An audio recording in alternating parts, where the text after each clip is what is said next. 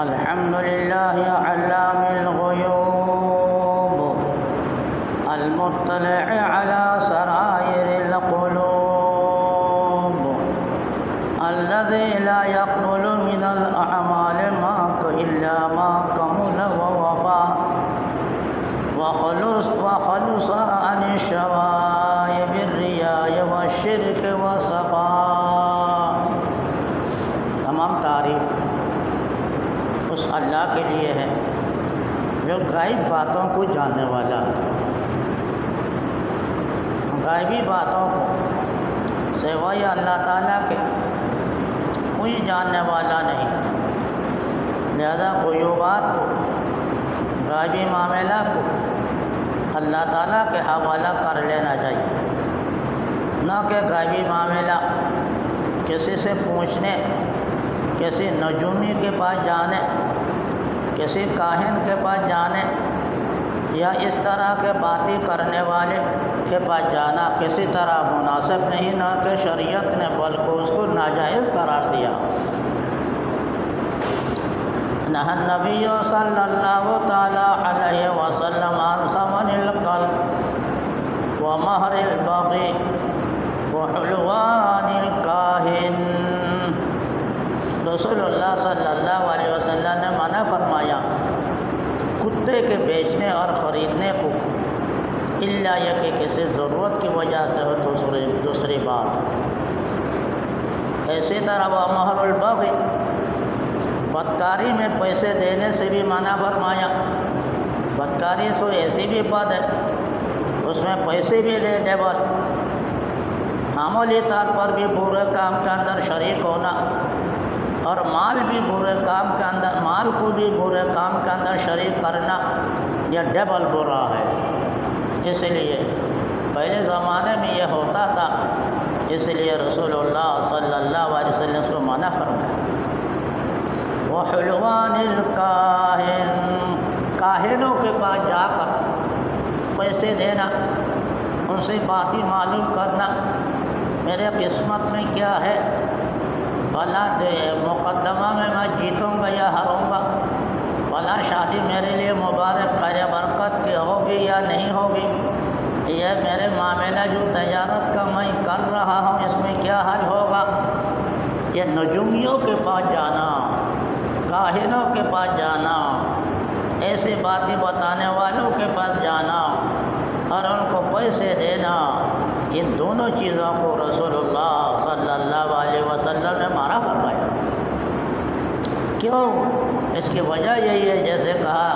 خطبہ کے شروع کلمے میں، الحمدللہ علام الغیوب، تمام تعریف اس اللہ کے لیے ہے جو غیبی باتوں کو جاننے والا وہی ہے، سوائے اس کے اور کوئی دوسرا نہیں۔ البتہ موسمیات کے اعتبار سے علامات دیکھ کر بتا دینا یہ بارش ہو رہی ہے یا بارش ہوگی یا نہیں ہوگی، کس دن ہوگی، کتنی ہوگی، یہ بتانا یہ غیبی بات نہیں، یہ تو وسائل ہے اور مسائل ہے اور سبب ہے، اسباب ہے، ذریعہ ہے، کسی ذریعہ کو دیکھ کر بتا دینا۔ جیسے بجلی آ رہی ہے نہیں آ رہی ہے، بلب جل رہا ہو تو کہتے بجلی آ رہی ہے، دیکھا تو بلب جلتے ہوئے دیکھ کر بتا دینا کہ بجلی ہے یا بجلی آ رہی ہے۔ بلب اگر نہ جلے تو کہہ دینا بجلی نہیں ہے، یہ غائب بات نہیں ہے کہ اسباب اور سبب کو، ذریعہ کو، سامان کو، آلات کو استعمال کر کے بتا دینا۔ اسی طرح پیٹ کے اندر بچہ مرد ہے یا عورت، لڑکا ہے یا لڑکی، کتنے دن کے بعد یہ بچہ پیٹ سے نکلنے کا وقت ہوگا، یہ بتانا بھی غیبی بات نہیں، یہ بھی آلات کے ذریعہ بتانا۔ جیسے کسی کے بارے میں بخار بتا دینا 100 ڈگری سے اوپر ہے، اس نے آلہ لگایا اور بتا دیا، یہ غیبی بات کہاں سے ہو گئی؟ غیبی بات کے لیے کوئی آلہ استعمال نہ ہونا چاہیے، ان سب کے لیے آلات استعمال کرتے ہیں تجربہ کار ڈاکٹر وغیرہ، لہذا یہ باتیں بتانا یہ لڑکا یا لڑکی یہ گالی باتوں میں نہیں۔ البتہ بعض عرب کے اندر اس سفر کے مہینے میں بدفعلی لینے کا، بدشگون لینے کا، نحوست سمجھنے کا کچھ رواج تھا کہ سفر کے مہینہ بالخصوص آخری ہفتہ کے بدھ کے دن اس کو نحوست سمجھنا، اس میں برائی سمجھنا، بے خیر برکت سمجھنا ایک وہمی توہمات یونانی فلسفوں کا پہلے زمانے سے جو کچھ باتیں چلی آ رہی تھی وہ عرب میں بھی اس نے جگہ لے لی، لہذا اس کو بتا دینا، اس کے بارے میں بات بتانا یہ ناجائز ہے، یہ حرام ہے، اس سے بھی بچنا چاہیے۔ لہذا سفر کے مہینے کو خیر برکت والا نہ سمجھنا بلکہ اس کو برا سمجھنا، نحوست سمجھنا، اس میں کوئی نئی مکان نہ بنانا، اس میں کوئی شادی نہ کرنا، کوئی اہم کام ابتدا نہ کرنا، یہ جو دلوں میں خیالات ہیں یہ توہمات یونانیہ، یہ سابقہ یہ عربیہ جہالیہ ہے، جہالت والے عقائد ہے، خیالات ہے، ان کا کوئی بھی خیر نہیں۔ رسول اللہ صلی اللہ علیہ وسلم فرمایا کہ ان وہمی چیزوں کے اندر کوئی خیر نہیں، اللہ تعالیٰ نے اس میں خیر نہیں رکھا۔ مثلا وہ یوں سمجھتے تھے کسی مقتول کو قتل کر دیا گیا اور اس قاتل سے بدلہ نہیں لیا گیا تو اس کے سر سے ایک پرندہ نکلے گا اور وہ آواز دیتا رہے گا، اسقونی اسقونی اسقونی، مجھے قاتل کے خون کا بدلہ دلا دو یا خون پلا دو۔ کہتے یوں کہتے ہیں تو اس طرح کا پرندہ پیدا ہونا اور آواز لگانا، یہ خیالات دوڑانا، یہ خیالات کے پیچھے پڑنا، فرمایا رسول اللہ صلی اللہ علیہ وسلم نے یہ ناجائز ہے، یہ حرام ہے، اس کے کوئی اثر نہیں۔ اسی طرح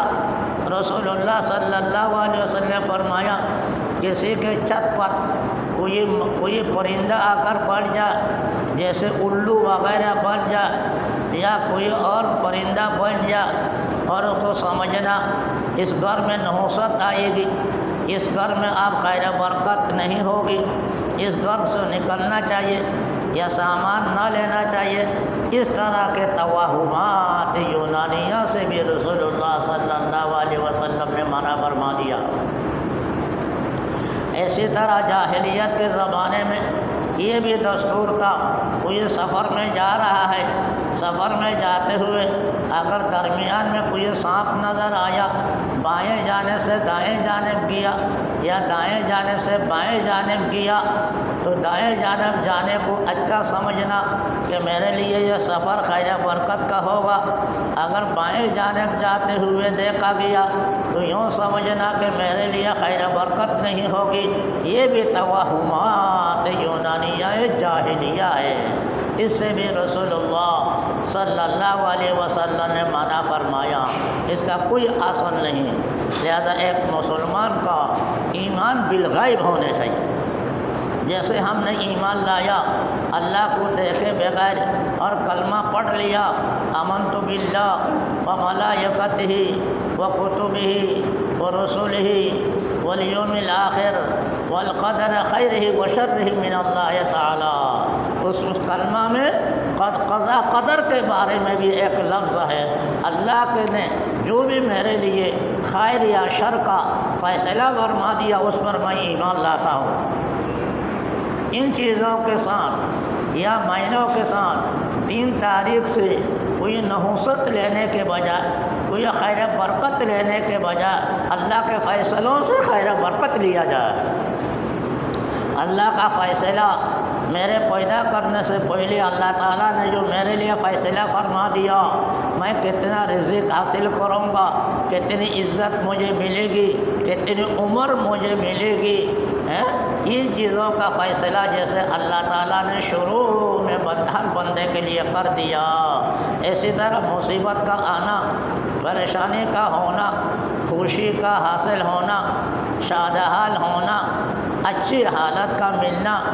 بری حالت کا پیش آنا، اس کو بھی اللہ تعالیٰ نے اپنا قضا قدر کے اندر رکھ دیا۔ اسی کو کہا والقدر خیرہ و شرہ من اللہ۔ ہم نے ایمان لایا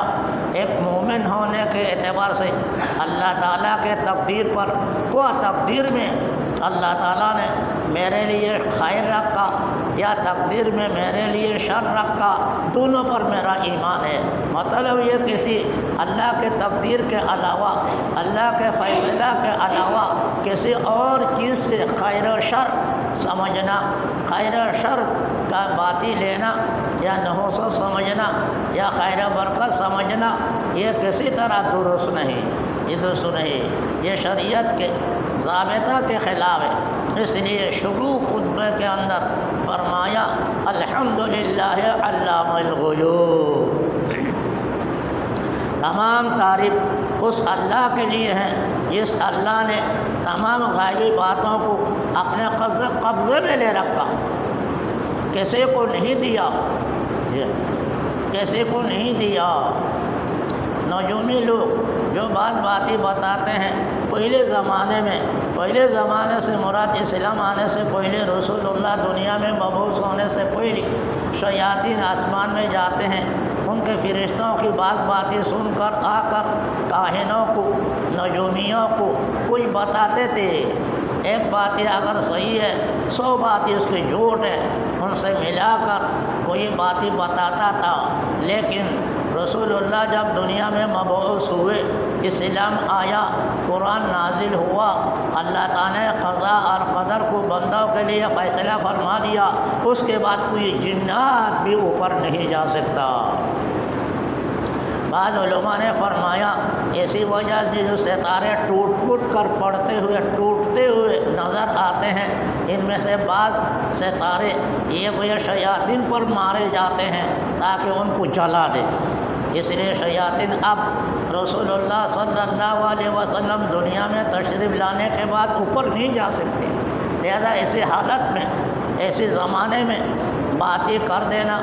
غائبی باتوں کو، نحوست کے باتوں کو کسی سے دیکھ کر، کسی سے لے کر، یہ کسی طرح درست نہیں۔ اس لیے خطبہ والوں نے یہ بات تمام مسلمانوں کے کان میں یہ اعلان کر دیا الحمدللہ علام الغیوب۔ اے مسلمانوں سن لو کانوں سے یہ بات، بری باتوں کا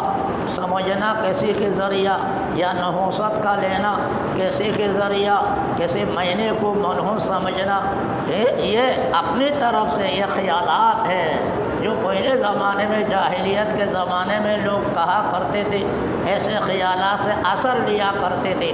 اب رسول اللہ صلی اللہ علیہ وسلم دنیا میں آنے کے بعد اس کے راستہ ختم کر دیا گیا۔ لہذا آج مسلمان کا ایمان یہی ہونے چاہیے، کوئی خیر ہوتا ہے، کوئی شر ہوتا ہے، موافق ہو رہا ہو، ناموافق ہو رہا ہو، یہ موافق اور ناموافق، خیر اور شر سب دونوں کے دونوں اللہ تعالیٰ کے فیصلے سے ہو رہا ہے۔ اسی کلمہ